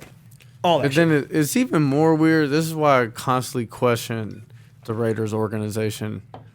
They go out, they give up this draft haul to get Devontae Adams, best receiver in the league. You pay him an absurd amount of money, well-deserved, and you don't have a fucking quarterback to throw him the ball? Right? What are you doing? So you're going to pay a shit ton of money for a receiver and you're not even ready to win? I feel like that should have been like the cherry on top, last pieces to the puzzle to win a Super Bowl. Let's go get Devontae, and it's game time, baby. Yep. Fuck no, man! You have so many holes in this team. Yeah. We got to see how this old line plays, which I've been hearing in training camp. They've been fucking like mauling people, like when they were doing the joint practices and shit. Yeah. And then the defense. The defense is young. The defense is fucking just not proven at all. Yeah. And I really feel like Josh McDaniels, this is the biggest fucking X factor for me. He has not proved that he can win as a head coach ever. He has proved that every single time he gets a head coaching position, which I believe this is at least his second, if not his third, Yeah. he has fucked it up bad. He's gotten fired. He's gotten demoted to offensive coordinator. Kudos to his motherfucking ass for trying to put on his big boy pants to be a head coach. It's not for everybody. It's definitely not for Josh McDaniels. Yep. Go and be a fantastic offensive coordinator somewhere. That's fine. Head coaching isn't for everybody. Get out of Vegas, please. Right. Please, get the fuck out of here. he- Or go prove me wrong. Yeah. I agree. Every time he's a head coach, he has a losing season. Bad. But every time he's an offense coordinator, They crush. he is not head coach material. He never was. He destroyed the Broncos organization. He's destroying ours. I can't remember the other team. I think the second team he was a head coach for, he was there for a few months and then they fired him because he's awful. Probably he's horrible. He's awful, man. And I don't know what Davis is doing backing this guy. Our season last year, we could have had a good season, but you brought in Josh fucking McDaniels? He No. never knows what he's doing. Look at his fucking haircut. Oh, God. Looks like Yeah, someone just Davis- puts a bowl on his head and just fucking trims around. Yeah, Come on, you billionaire or like, close to. If we would have kept Bachicha as a coach, we would have kept Carr, Continuity. we would have kept Waller. Yes. Then this draft season, all we needed is some fucking defensive players and some offensive linemen. Mm-hmm. And we have a Super Bowl winning fucking team.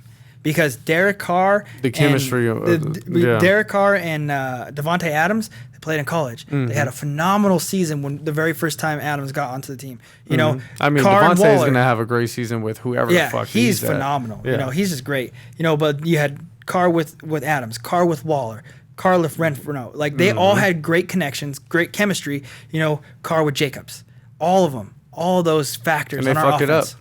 They fucked it up, and they're still paying Devontae like $28-30 million a year Yep. just for the team to go out and win like 7 games at best. I honestly don't even know if we're gonna win 5.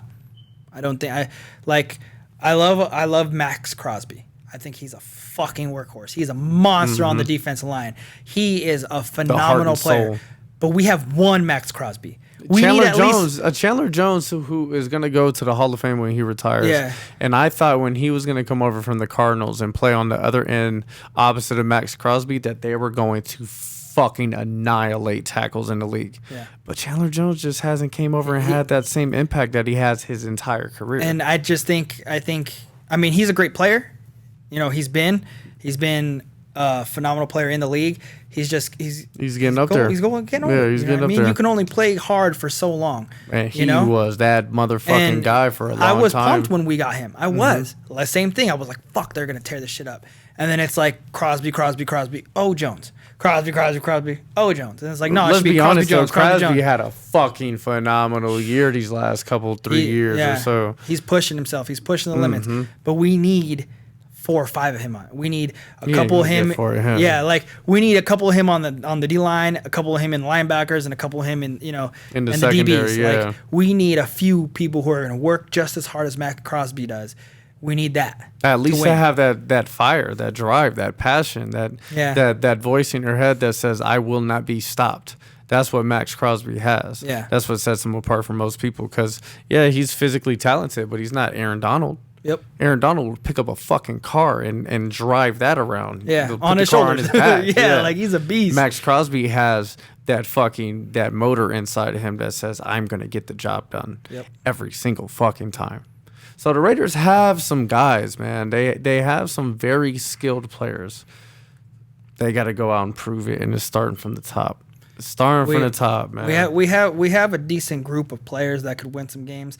We just don't have the right guy steering the fucking wheel. Exactly. You know, and you're a Bucks guy, so I don't know if you had known that Tom Brady actually he owns a portion of the Raiders. Yeah. Yeah, you know, I was like, out of all the teams, like a team he's never played for. I think Brady and Gronk were trying to get out of retire or leave the Patriots and come to the Raiders. And then I think John Gruden was like, no, I'm going to stick with Derek Carr. Because I think when Brady was leaving, he was like the Niners, the Raiders, the Bucks. Yeah. So I think it was like, he was like, man, are you fucking serious? Because if he would have came to the Raiders and then you add Gronk and you have Gronk and Waller and fucking Devontae with Tom Brady, Josh Jacobs, stop it. Unstoppable. Stop it. Unstoppable. I mean, the Buccaneers did it right. Yeah. They did it right. Because Bucks is one of those teams, bro, where they're not supposed to win. They've been historically shit. You know, other than the 2002 Super Bowl, you know, we've been historically shit. That's twice he's brought it up. That's twice. I should have a tally how many times I can bring that shit up. So it's like, and they're a small market. They're not New York. They're not LA. They're not, you know, this Tampa. I mean, you even think of Florida. You don't think of fucking Tampa. You think of Miami, right? So it's like they're not supposed to win. But when Tom Brady came, they said, shit, we're going to shoot for the fucking stars. And we're paying for it now. We got a bunch of older players and a bunch of dead cap money. I think we started this season with like negative $50 million in cap space, and we had to restructure and do all types of crazy shit. Yeah. And they actually did. Hey, shout out to Jason Light, the GM for the Bucks. He did a phenomenal job this offseason, bringing back some young stars on the defense.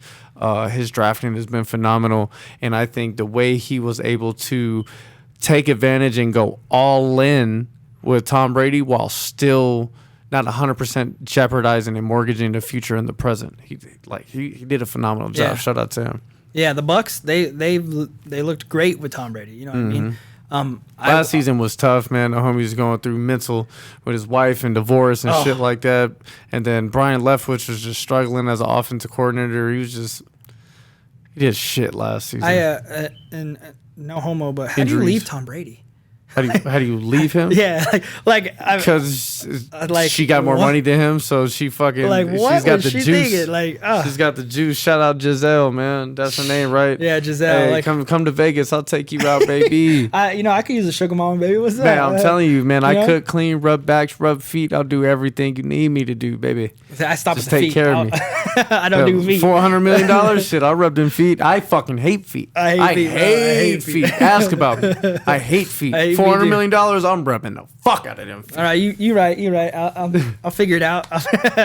No, I wish Brady would have came, and not because I don't love Derek Carr, because I love Derek Carr, but I think Derek Carr could have learned a lot from Tom Brady, right? You bring Tom Brady in. No, I don't think they could have did that because it would have been too much money thrown out in one position. It would have been hard. They would have been spending like $70 million at the quarterback position. Yeah, I think it would have been great because you bring Tom Brady in, 2-3 years, let Derek Carr learn some more about how what it takes to be a the most Super Bowl winning quarterback champion there ever has been in the league. To get the mental side You know down. what I mean? And then Tom Brady retires, Derek Carr steps back in, takes back over his role, sees, he's a great leader as it is. Derek Carr is solid, man. He's a solid B. Yeah, quarterback. You can always learn. And Derek Carr, that's what I love about him. He's always willing to learn.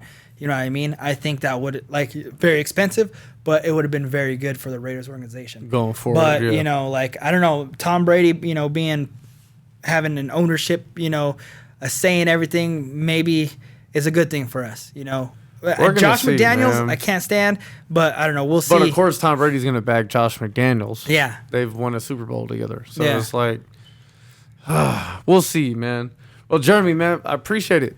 Yeah, Jumping on Talksmackwithmac, man. It's been a good convo. We'll watch some football games, and we got to. We'll be on sets together. Making movies, making history. We gonna grow together. From the moment we met, man. We've seen each other, we've worked with each other, and I can't wait to see what your future holds. I can't wait to see what my future holds. I can't wait to work together. Let's keep it going. Maybe we'll sit down and we'll write a script and a short film for me and you. Hey, 48-hour film festival coming up, man. We got film festivals galore.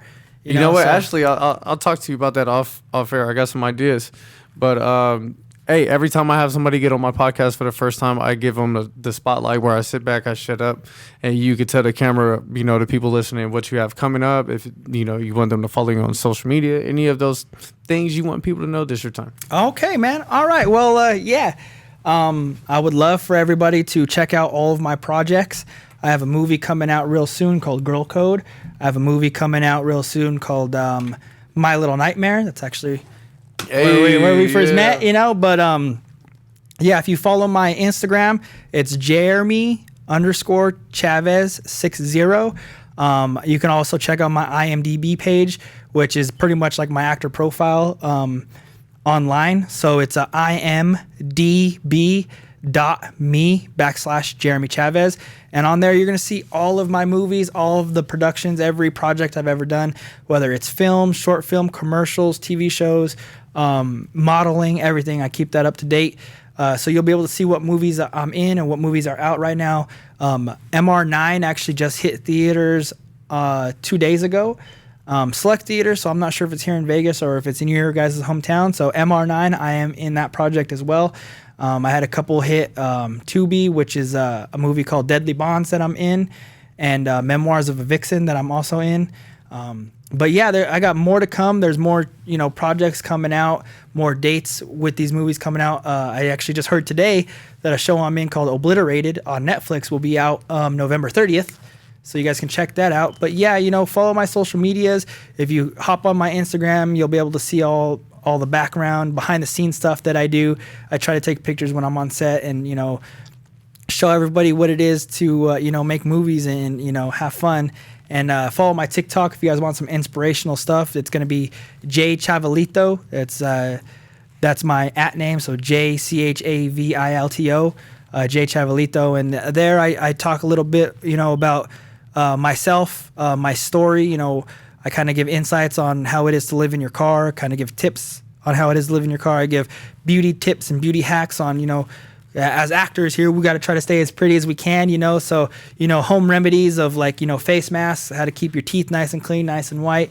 A more less expensive way, not using harmful chemicals on your teeth and stuff. I do inspirational talks and try to get you guys to chase your own goals and your own dreams the way I am doing it. You just step out of that comfort zone. Stop working for somebody else. Start working for yourself, Stop working for big corporations and find your happiness, find your niche and go and get it done, whether it's, in acting or in modeling, in weightlifting and training and stuff. It could be in sales. It can be in anything. Like you want to start your own store, start it up. You want to write books, write books. You want to make movies, write movies. Whatever it is, whatever you guys find that true happiness in, you know what I mean? You got to go out and do it. And I talk, a lot of inspiration on my TikToks about that. But yeah, if you guys, shout out, follow me, Jeremy Chavez. I am #the next big thing, because that's what I'm manifesting it, baby. 2023's people's sexiest man alive, I could dig it. And my boy Levi, he's going to be 2034's people's sexiest man alive. We're going to put that out there, baby. Look at this guy, man. We're going to be doing big things, man. You be on the lookout for us. I appreciate you, man. Well, that sums it up for this episode of Talk Smack with Mac. I appreciate all you guys have been listening. And if you watch the whole thing, listen to the whole thing, you one of the real ones. I appreciate you. Man, we out. Thanks, man. Thanks for having me.